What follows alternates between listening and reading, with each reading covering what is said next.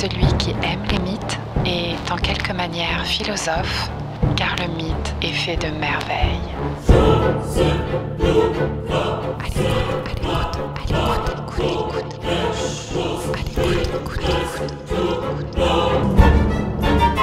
À l'écoute d'un mythe. À l'écoute d'un mythe. Une émission proposée par Fanny Revaux. Pourquoi les mythes nous passionnent-ils autant? Qu'ont-ils à nous raconter depuis des millénaires? Ces récits, qui ont traversé le temps, interrogent notre monde et le sens de nos existences. Les écouter à la lumière de notre temps nous aide à comprendre les complexités et les défis de notre humanité.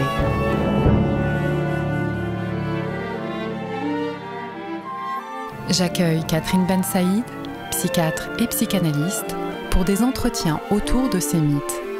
Elle s'y est déjà intéressée dans certains de ses ouvrages et nous avons le plaisir de poursuivre ensemble ces réflexions. Bonjour Catherine. Bonjour Fanny. Je suis heureuse que nous ayons l'occasion de parler aujourd'hui de la figure légendaire d'Antigone. Nous avons choisi une peinture de Marie Spartalis-Tillmann, l'une des rares femmes peintres du mouvement pré-raphaélite. On y voit Antigone qui, d'un geste ample, jette de la terre sur le corps de son frère Polynice, qui est mort et n'a pas de sépulture. Il est allongé sur le dos, recouvert d'un drap rouge. Sa sœur Ismène est présente aux côtés d'Antigone, une liberté prise par la peintre car Ismène n'accompagne pas sa sœur dans cet acte. Les deux sœurs sont solidaires et à la fois opposées. Antigone porte une tenue noire et des cheveux bruns, tandis que sa sœur porte une robe blanche et une chevelure blonde. Antigone a un geste décidé, alors que le corps et le visage d'Ismène se détournent de la scène.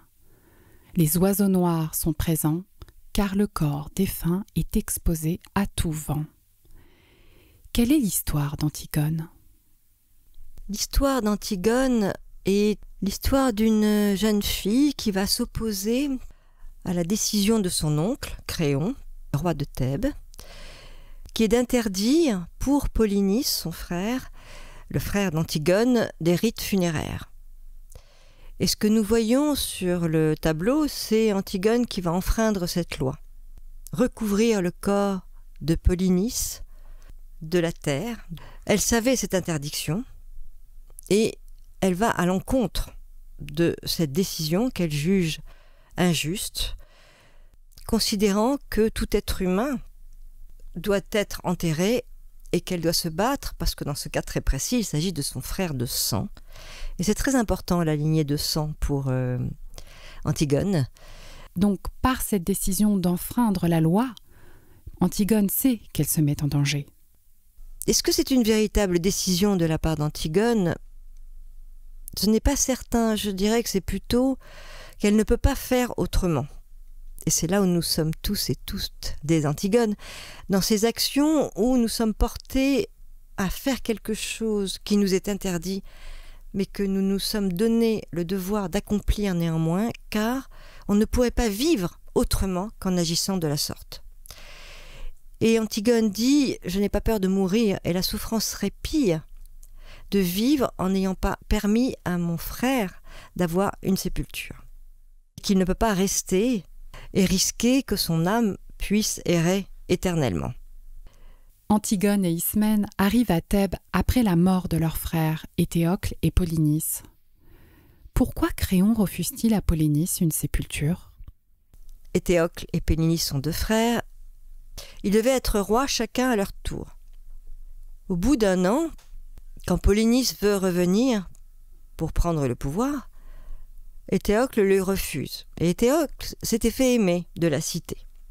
Polynice va, en plus d'épouser une femme qui est d'une autre cité, va venir comme un étranger avec les habitants de cette cité pour lutter contre Thèbes. Donc il est vraiment vécu comme un étranger, comme un attaquant, comme quelqu'un qu'il faut combattre et qui d'aucune façon ne peut avoir les mêmes droits que son frère qui, lui, avait tous les honneurs de cette cité. Antigone insiste sur le fait qu'il est impossible de laisser un corps dehors qui peut être mangé par les vautours, qui va aussi, et c'est presque un exemple pour Créon, dégager une odeur terrible sur toute la cité. Et comment Antigone a-t-elle fait pour braver les interdits?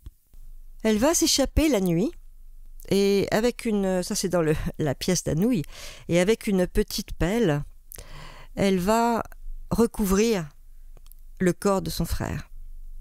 Elle sait qu'il y a des gardes, et c'est les gardes qui vont venir prévenir Créon. Créon dit c'est pas possible, ce n'est pas toi, quand il comprend qu'il s'agit de sa nièce, qu'il protège néanmoins, avec laquelle il vit. Et dans la pièce d'Anouilh, on voit un Créon, je dirais, plus oncle, plus familial et affectueux que dans celui de Sophocle, qui vraiment n'a pas envie de faire mourir sa nièce. Et c'est d'ailleurs un pouvoir qu'elle va prendre. Elle lui dit « Regarde, tu as peur, hein, mais moi je n'ai pas peur, et c'est moi qui suis reine. » Et il lui dit « Mais tu ne te rends pas compte ce que c'est que d'être responsable d'une cité ?» Et elle lui dit « Mais pourquoi tu n'as pas dit non? Moi, tu vois, je n'ai pas peur de dire non. » Et on sait que Créon, du temps où il n'était pas roi, mais assistait Oedipe, qui lui était le roi de la cité, était un homme heureux qui aimait les arts et qui appréciait beaucoup d'avoir à la fois un poste de relatif pouvoir, mais être très libre de son temps et surtout de n'être pas tenu à imposer des ordres qui ne vont pas dans le désir des autres, mais qu'il se sent obligé de maintenir pour que la cité puisse fonctionner. Ce n'est pas un homme de responsabilité. On a l'impression que peut-être comme tous ceux qui ont un rôle qui n'est pas le leur, ils sont d'autant plus autoritaires, fermés, butés. Créon a pris le pouvoir à Thèbes après la mort des deux frères qui avaient succédé à leur père Oedipe qui était roi de Thèbes. Et si nous revenions à l'histoire passée d'Antigone, telle qu'elle nous est en grande partie contée dans les tragédies de Sophocle? Je pense que si on s'intéresse au personnage d'Antigone, il faut revenir à ce texte de Sophocle qui est absolument magnifique. Dans Sophocle, on a Oedipe roi, Oedipe à Colonne et Antigone. Donc Oedipe roi, c'est l'arrivée d'Oedipe en tant que roi de Thèbes. Alors si on reprend au début, Laïos, qui est le père d'Oedipe, a perdu son père quand il avait 1 an. Son père qui était roi de Thèbes. À la majorité, il est protégé par un roi qui s'appelle Pélops, qui lui confie son fils Chrysippe pour lui apprendre à conduire un char. Laïos va tomber amoureux de Chrysippe et va abuser de lui pendant une course de char. Chrysippe va se suicider et Pélops appelle sur Laïos la malédiction d'Apollon. Ça c'est quand même important, nous sommes dans les antécédents de l'histoire d'Antigone. Ensuite, Laïos va devenir roi de Thèbes et épouser Jocaste. Mais un oracle à Delphes avertit que s'ils ont un fils, ce dernier tuera son père et épousera sa mère. Par conséquent, Laïos va éviter toute relation avec sa femme. Ils ont cependant une relation, et de cette union naît Oedipe. Et bien entendu, connaissant cet oracle, ils vont, enfin pas bien entendu, ils auraient peut-être pu agir autrement, mais ils vont vouloir se débarrasser de ce petit Oedipe, l'entraîner bien loin et même le mettre en danger de mort. Donc ils vont le mettre sur le mont Cithéron, l'attacher avec les pieds, c'est pour ça que Oedipe veut dire pied enflé, et c'est là qu'un berger prend pitié de ce petit enfant et qu'il le confie à un roi, le roi de Corinthe, qui lui n'avait pas d'enfant. Ainsi, il est élevé par ce roi et sa femme, puis il apprend qu'il ne serait peut-être pas le fils du roi de Corinthe. Et il va consulter l'oracle et il lui est dit « tu vas tuer ton père et épouser ta mère. Et ses parents ne lui ont pas dit qu'il était un fils adoptif. Donc ne sachant pas qui sont ses parents, il va fuir Corinthe. Et il part à toute vitesse, fou de rage et de désespoir, fuyant son destin. Et c'est en fuyant son destin qu'il va rencontrer un homme qui l'empêche de marcher sur son chemin, qui est sur un char, un vieil homme, qui lui barre le chemin, et il va renverser cet homme, le tuer, et tuer tous ses serviteurs. Ensuite, il se rend à Thèbes, où règne un monstre qui est la Sphinx, puisqu'elle dévore tous ceux qui ne savent pas répondre à son énigme. La fameuse énigme, qui est: quel être pourvu d'une seule voix a d'abord 4 jambes le matin, puis 2 jambes à midi et 3 jambes le soir. Oedipe est capable de répondre qu'il s'agit d'un homme. Pour avoir sauvé Thèbes de ce monstre, il reçoit en récompense la main de Jocaste, qui vient de perdre son mari. Et c'est ainsi qu'il se retrouve à vivre la malédiction qui lui avait été portée, Jocaste étant sa mère. Pendant un temps, ignorant de ce qu'il vit, il est un roi sage et juste, et il a avec Jocaste 4 enfants. Donc nous connaissons Antigone, Ismène, et les 2 frères, Éthéocle et Polynice.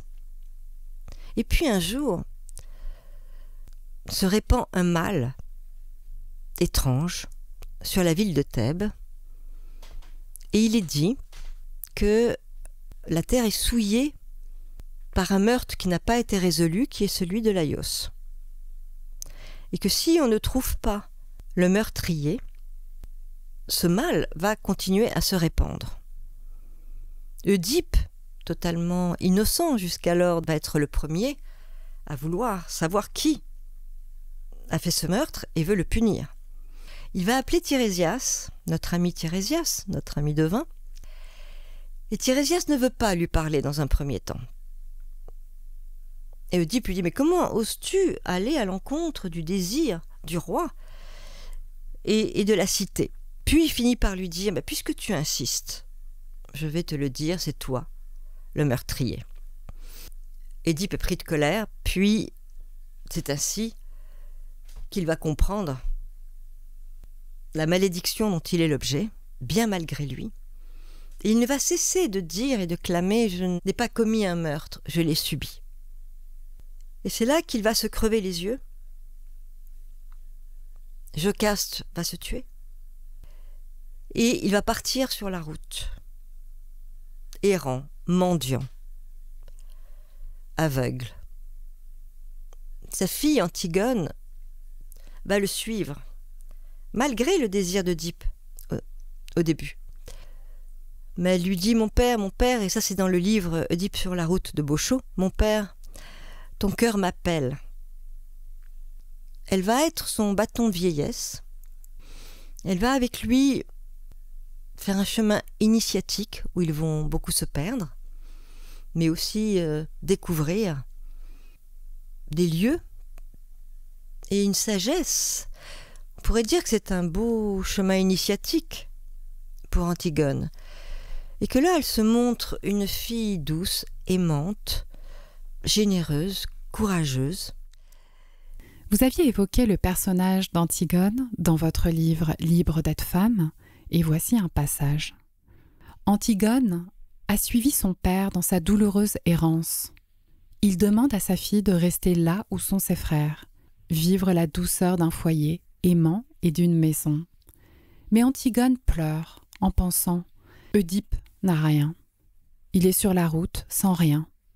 Elle court le rejoindre et lui dit: Père, tu m'appelles. Tu m'appelles sans cesse dans ton cœur. Je n'appelle personne, lui répond Oedipe. Tu m'appelles, mais tu l'ignores, car tu ne connais pas ton cœur. Oedipe est le père très grand, imposant, sage et protecteur, mais aussi un homme blessé, en quête de vérité. un mendiant aveugle qu'elle ne peut abandonner sur la route.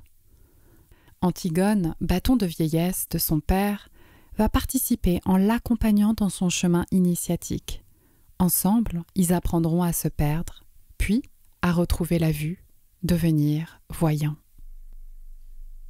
Quand ils arrivent à la fin de leur voyage à Colone, tout près d'Athènes, dans un endroit où Oedipe sait que c'est là qu'il va mourir, Antigone lui dit « Respecte les lois de la cité, il est dit que nous ne pouvons pas séjourner ici.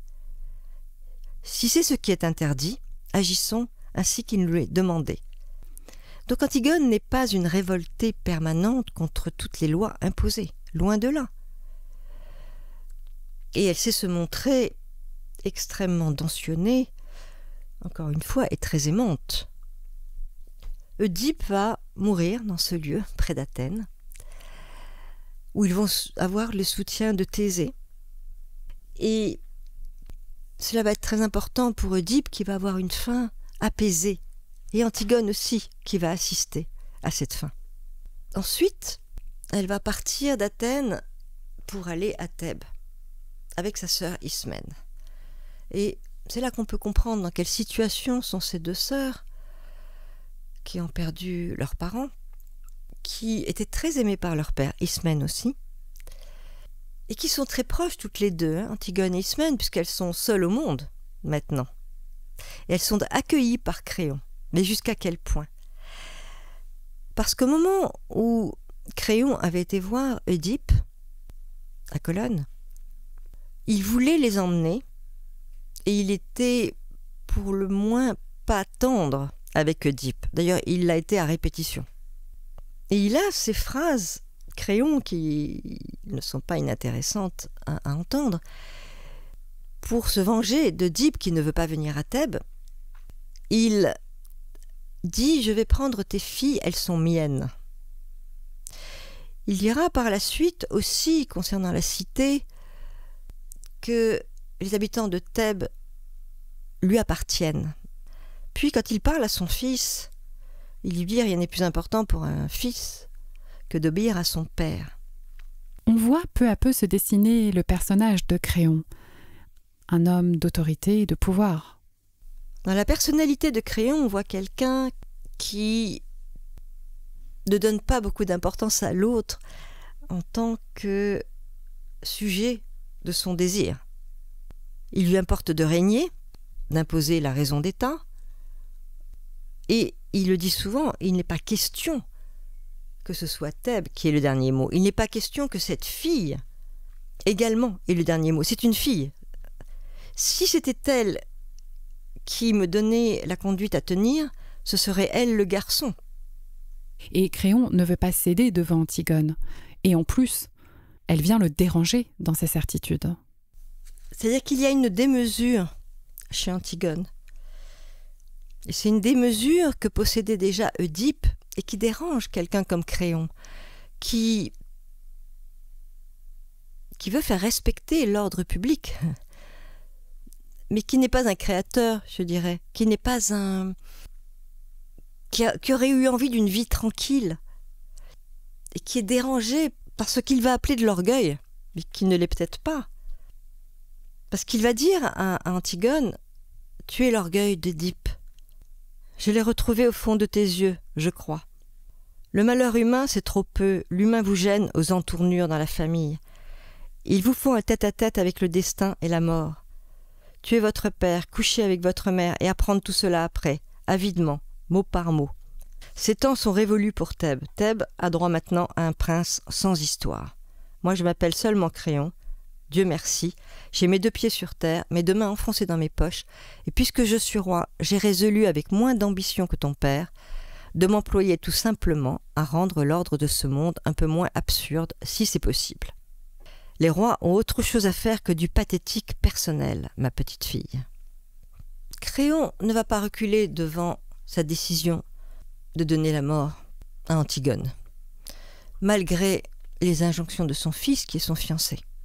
Et il va faire mener Antigone dans un tombeau, enterrée vivante.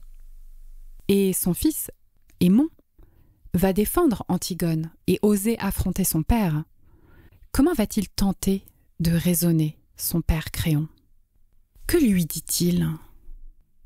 Son fils a des très belles phrases où il lui dit « Va, ne laisse pas régner en ton âme l'idée que la vérité, c'est ce que tu dis et rien d'autre. » J'aime beaucoup cette phrase.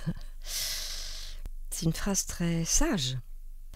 Et il lui dit d'ailleurs, pour un homme, pour un sage, sans cesse s'instruire n'a rien de honteux, et pas davantage cesser de s'obstiner. Et il dit, est-ce faire métier de roi que de fouler aux pieds les honneurs dus aux dieux? Et ce qui est intéressant, c'est que quand il écoute son fils, il ne peut pas l'écouter uniquement pour la vérité ou la sagesse qu'il pourrait détenir, d'autant que c'est son fils. Peut-être qu'il n'a pas envie que ce soit son fils qui lui donne la leçon. Et donc il lui dit, mais tu ne me parles que parce que tu es l'esclave de ta femme. Sa femme étant Antigone, sa fiancée. Et on voit d'ailleurs quand on écoute Aimon à quel point il est proche d'Antigone, ce sont les mêmes. Ils ont des propos très justes, entiers, et en même temps, peut-être qu'Aimon est plus posé. Mais il ne va pas avoir peur lui aussi de s'affronter à son père. Et Tirésias, le grand devin, va aussi intervenir auprès de Créon. Tirésias lui dit « Tu paieras le crime d'avoir précipité des vivants chez les morts, d'avoir donné à une vie humaine le cadre outrageux d'une tombe, alors qu'en même temps tu retiens sur la terre un mort qui appartient aux dieux infernaux, un mort que tu frustres ici de ses droits, des offrandes et des rites qui lui restent dus. Ce sont là des choses qui ne te regardent en rien, ni toi, ni ces dieux d'en haut à qui tu les imposes de force. » Et ce qui est important dans l'histoire d'Antigone, face à leur opposition, on pourrait dire que Créon montre une forme de rigidité, ainsi que le dit Cocteau. C'est un roi borné, avec des lois injustes. Et Créon va aller au bout de cette décision, mais il va se repentir. Créon, à la suite de son dialogue avec Tirésias, va avoir des paroles sages. Et il va dire, donc face aux prophéties de Tirésias, bien loin, puisque Tirésias lui dit « Tu ne verras plus longtemps le soleil achever sa course impatiente avant d'avoir en échange d'un mort fourni toi-même un mort issu de tes propres entrailles. » Donc il comprend que Aimon peut se donner la mort. Et il dit « Mon esprit se trouble, céder pour moi est terrible. Mais résister pour aller ensuite avec ma colère me heurter à un désastre est terrible aussi. » Quelle belle leçon pour ceux qui sont incapables de céder, de faire des compromis, d'entendre la souffrance de l'autre et de considérer les autres autrement comme devant leur appartenir et agir uniquement à la façon dont ils le souhaitent. Je pense que c'est une parole qui mérite d'être entendue et méditée. Et l'obstination de Créon va avoir des conséquences graves pour Antigone et Aimon. Que va-t-il se passer? Elle se pend, et Aimon, qui est venu avec elle dans la tombe, en voyant arriver Créon qui finalement change d'avis et serait prêt à les sauver, Aimon va se tuer en se mettant une épée dans le ventre. Rappelons maintenant l'étymologie du prénom Antigone. Anti qui signifie contre et gone qui signifie la famille, la lignée, tension avec sa famille. On peut comprendre le désir d'Antigone de refuser la décision de Créon. Comment décrire sa personnalité? C'était une petite fille qui ne ressemblait pas aux autres, avant même que d'accompagner Oedipe sur la route. Antigone est différente de sa sœur qui est blonde, bouclée, jolie, qui aime danser, la fête, la vie.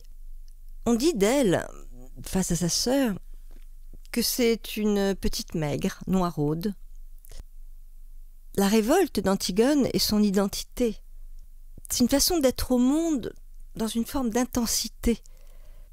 Et quand elle parle de sa relation avec Aimon, on voit à quel point c'est une jeune fille qui ne veut vivre que la passion. Parce que Ismène et Créon défendent la vie. Antigone dit « Vous dites que c'est si beau la vie. Je veux savoir comment je m'y prendrai pour vivre. » Et Créon lui dit « Mais tu aimes Aimon ?» « Oui, dit-elle, j'aime Aimon. J'aime un Aimon dur et jeune, un Aimon exigeant et fidèle comme moi. Mais si votre vie, votre bonheur doivent passer sur lui avec leur usure, si Aimon ne doit plus pâlir quand je pâlis, s'il ne doit plus me croire morte quand je suis en retard de 5 minutes, s'il ne doit plus se sentir seul au monde et me détester quand je ris sans qu'il sache pourquoi, s'il doit devenir près de moi le monsieur Aimon, s'il doit apprendre à dire oui, lui aussi, alors je n'aime plus Aimon. Ça, c'est dans le Antigone de Anouilh. Et Créon va lui dire « Je ne sais plus ce que tu dis, tais-toi ». De très nombreuses fois, Créon va dire « Tais-toi ». Et elle dit « Je ne me tairai pas ». Donc le cri d'Antigone est le cri d'une jeune fille passionnée, comme nous pouvons tous l'être. Et au fond, que nous dit Antigone sur notre société? Et l'exemple d'Antigone dans notre société, ce sont tous ces temps d'adolescence, ou quel que soit l'âge, où nous nous révoltons contre l'ordre établi. Mais il faut savoir que toute forme de révolte contre quelque chose, comme la révolte contre ses parents, c'est encore leur donner beaucoup d'importance. On ne se révolte pas contre quelque chose qui n'existerait plus pour nous. Si on se révolte, c'est pour laisser la place à ce contre quoi on lutte, d'une certaine manière. Et on pourrait espérer qu'Antigone va construire sa vie après que son cri de révolte l'ait menée à la mort. Parce qu'il y a des morts symboliques. Notre vie est pleine de passages successifs où nous pouvons mourir à une part de notre vie pour renaître à une autre. Et le travail de thérapeute nous mène à la fin d'un cycle où nous ne sommes pas autorisés à vivre pour nous-mêmes. Et il n'y aura pas qu'un cycle, il y en a plusieurs dans notre vie, où nous allons peu à peu nous donner davantage le moyen de nous autoriser à vivre ce que nous portons dans notre cœur, ce que nous avons dans les tripes, ce que nous avons envie de créer, les idées auxquelles nous tenons, la vision du monde tel que nous l'avons. Cette histoire d'Antigone m'a fait aussi un peu penser à cette période du Covid, où il a été difficile pour un grand nombre de personnes d'aller accompagner leurs parents mourants, non seulement dans les hôpitaux, mais aussi d'aller les enterrer. Et là, on peut comprendre que Antigone est partout, et elle est là aussi, dans cette révolte si juste de ne pas pouvoir accomplir des rites dont on n'a pas à se dire s'il faut ou pas les accomplir. On doit les accomplir. On ne peut pas vivre, on vit mal si on ne les accomplit pas.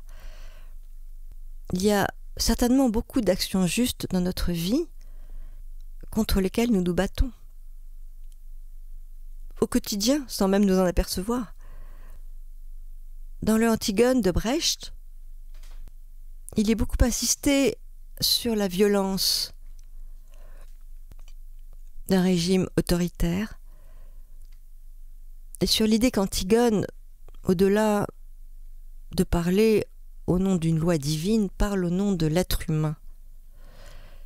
Et je pensais aussi à cette expression, cet inhumain. Il est tant de choses qu'on a demandé à l'être humain et qui sont inhumaines. Et comment ne pas, dans ces conditions, ne pas avoir le souhait de se battre, de lutter, de crier, de hurler?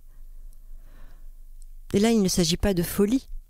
Il ne faut pas oublier que Antigone de Anouilh a été inspirée par les affiches rouges du temps de la Résistance. Et si on pense à la Résistance, tous ceux qui sont partis très jeunes, souvent, dans l'évidence de ce qu'ils avaient à accomplir, comment pourrions-nous dire maintenant qu'ils étaient fous? Il y a des actes de résistance dont on ne peut pas connaître les conséquences. Certains dont on peut mesurer les conséquences et se dire à quoi bon se heurter à telle personne, à tel dirigeant, à tel père même parfois, ou mère, à telle personne avec laquelle on travaille, puisque le dialogue est impossible. Et peut-être c'est de cette mesure dont il s'agit. Relative encore une fois, car on ne peut pas savoir, on ne peut pas connaître l'avenir. Et une passion, une révolte par définition ne peuvent pas être raisonnables.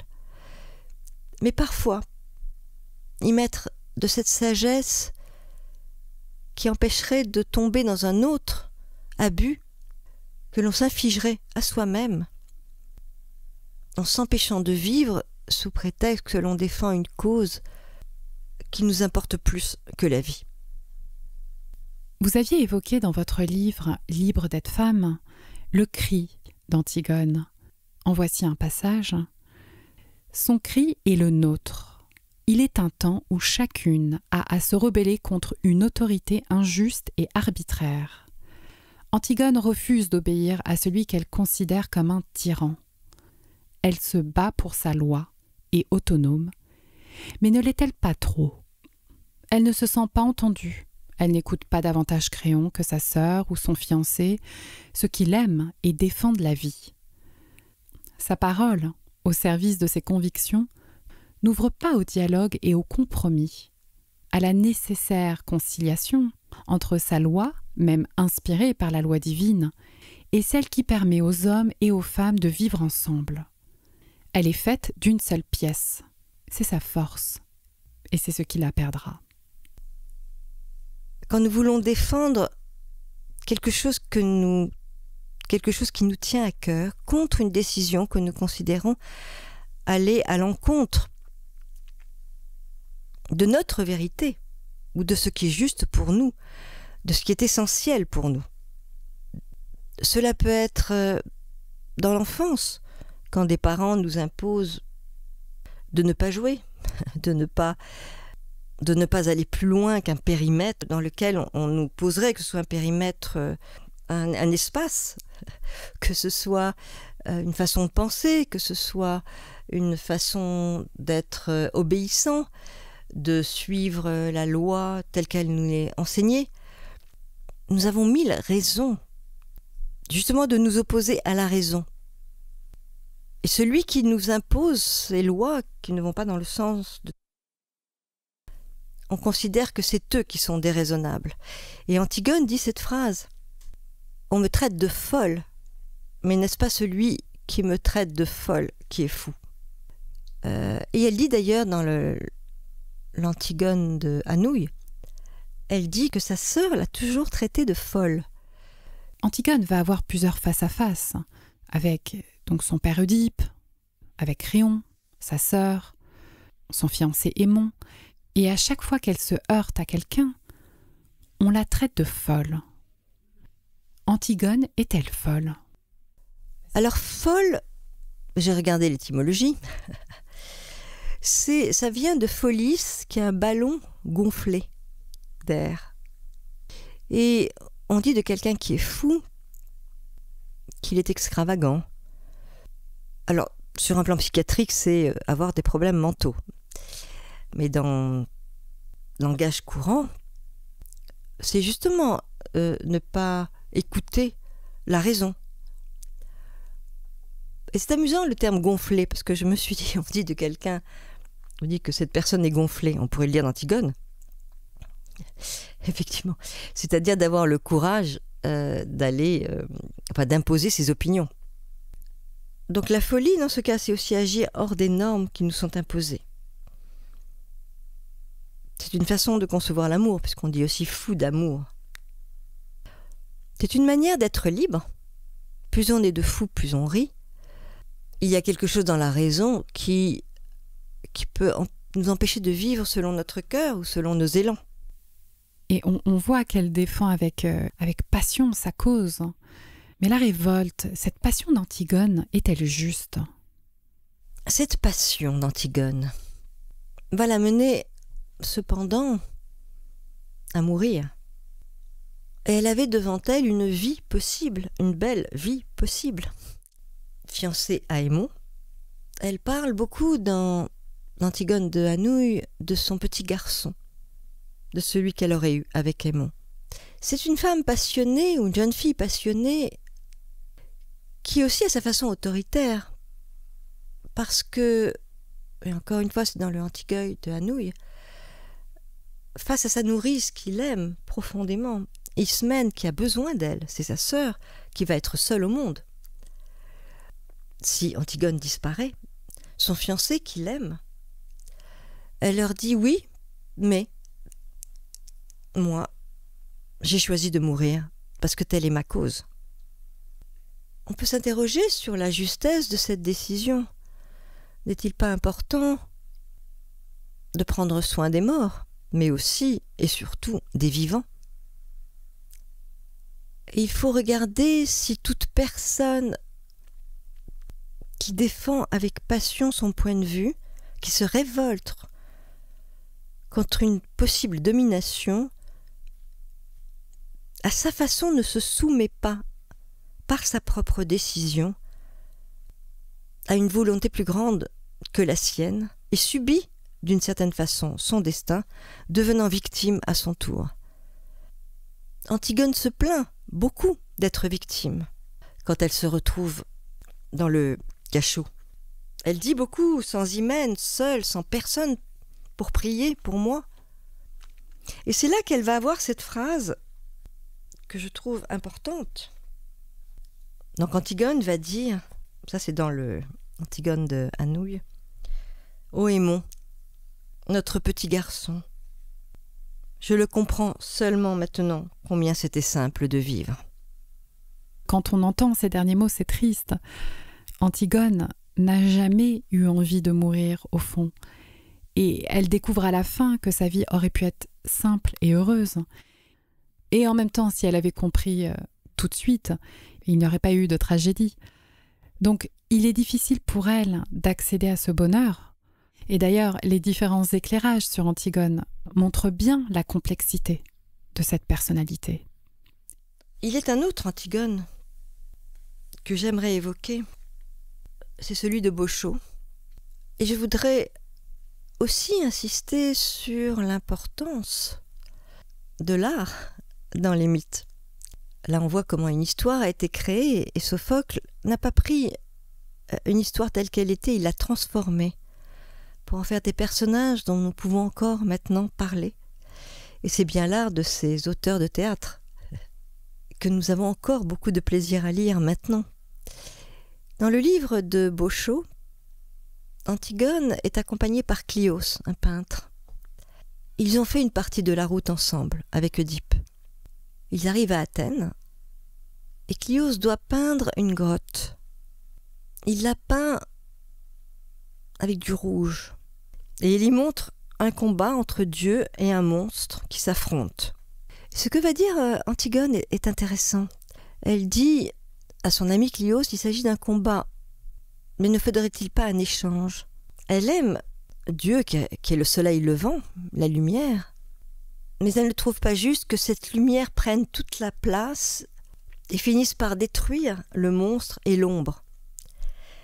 Parce qu'elle dit, ce monstre à la chevelure blanche, il est la lumière obscure qu'il ne s'agit pas de voir disparaître. Et cela m'a fait comprendre à quel point le jour, la lumière, le bonheur dont on lui parle, la vie, n'a de sens pour elle que si elle peut intégrer dans son existence et peut-être aussi transformer toutes les douleurs qu'elle a vécues dans son enfance. Et vous évoquiez tout à l'heure son passé et l'histoire douloureuse de sa lignée. Que porte Antigone ? Elle porte un lourd passé, et son père, Oedipe, a été abandonné par son propre père avant de le tuer. Donc elle porte aussi cette errance du père qui date peut-être de bien avant. Cette immense douleur d'avoir été mis sur la route alors qu'il était roi de Thèbes. Cette souillure dont on a considéré que Thèbes était porteur par la faute de son père. Donc elle a un sang souillé. Et ce sang a besoin d'être nettoyé, mais il n'a pas à être nié. Il lui faut reconnaître ce sang, et c'est peut-être pour cela qu'elle prend tant d'énergie. C'est pour ça qu'elle met tant de force à défendre son sang en s'occupant de la tombe de Polynice, car Polynice, elle ne l'aime pas tant. Je veux dire, même pour le père, Polynice n'est pas quelqu'un de bien. Et elle dit elle-même que si c'était son mari ou ses enfants, elle n'agirait pas de même. Mais que ce fils, il est le dernier à être l'enfant de son père et sa mère qui sont morts. Elle n'en aura pas d'autres. Elle n'aura pas d'autres frères. Alors qu'un mari ou des enfants, elle pourrait en avoir d'autres. C'est-à-dire que cette fidélité à son sang, au sens propre vraiment de ses origines, du sang qu'elle porte, de cette lignée familiale, elle ne peut pas l'oublier, l'éliminer, la mettre de côté. Et il lui a fallu pousser ce cri jusqu'à mourir pour défendre cette lignée. Et elle meurt avec Aimon, et tous deux vont mourir enlacés dans une flaque de sang. Ce sont des noces de sang. Et cette grotte rouge dans laquelle Antigone va se rendre avec Clyos à Athènes, est aussi encore ce rouge dans lequel elle se sent bien. Et il lui faudra mettre la lumière dans les ombres, mais ne pas faire disparaître les ombres. Et cela est très proche de toute écoute psychanalytique. Je veux dire, où on sait bien à quel point on a besoin d'accueillir ses blessures et de les revisiter pour nous sentir bien. Et on peut penser à l'image d'Antigone que beaucoup de jeunes filles et de jeunes gens ne peuvent peut-être pas avoir la vie qu'ils auraient souhaité, un mariage, des enfants, une réalisation, un accomplissement, parce qu'ils portent encore l'histoire de leurs parents. Ils ont encore des devoirs à l'égard de ces morts injustes, de ces personnes qui ont été maltraitées, d'une pauvreté qu'ils ne méritaient pas, pauvreté sur tous les plans. On peut espérer, ou plutôt on peut voir comme un symbole cette mort, ce mariage, parce que finalement Antigone meurt unie à son fiancé pour l'éternité. On pourrait espérer que ce ne soit qu'un passage. Toute personne qui peut revisiter ces ombres du passé, à la fois on pourrait dire dans la lumière divine, dans une vision spirituelle, mais aussi dans une compréhension, dans une acceptation d'une malédiction qui a été subie et qui était injuste. Donc on peut imaginer qu'une autre vie après est possible. Que toutes les Antigones et les Antigones que nous sommes, qui se sont révoltés à juste titre, et en ce sens Antigone n'est pas folle de se révolter, ont pu trouver aussi un autre temps d'apaisement. Car toute forme de révolte peut mener à la destruction. Elle est passionnelle, elle est contre la raison. Et que dans un autre temps, donc je le dis, les Antigones que nous sommes, nous puissions accomplir notre vie et pas celle de nos parents. La vie qui est juste pour nous et qui à ce moment-là mérite d'être vécue. Mais cette vie telle qu'elle était proposée à Antigone, aime la vie, était irrecevable. Elle ne pouvait pas l'entendre. Comment pouvait-elle aimer une vie, elle qui avait tant souffert et accompagné tant de souffrances dans son enfance? L'amour d'Aimon pourrait la sauver. Et on pourrait espérer qu'il puisse encore la sauver. s'ils n'étaient pas tout à fait morts, tous les deux dans la grotte, et que s'étant prouvé à eux-mêmes à quel point ils s'aimaient, ils puissent poursuivre une route plus simple, qu'Antigone serait alors capable d'apprécier pleinement. Merci Catherine. Merci Fanny.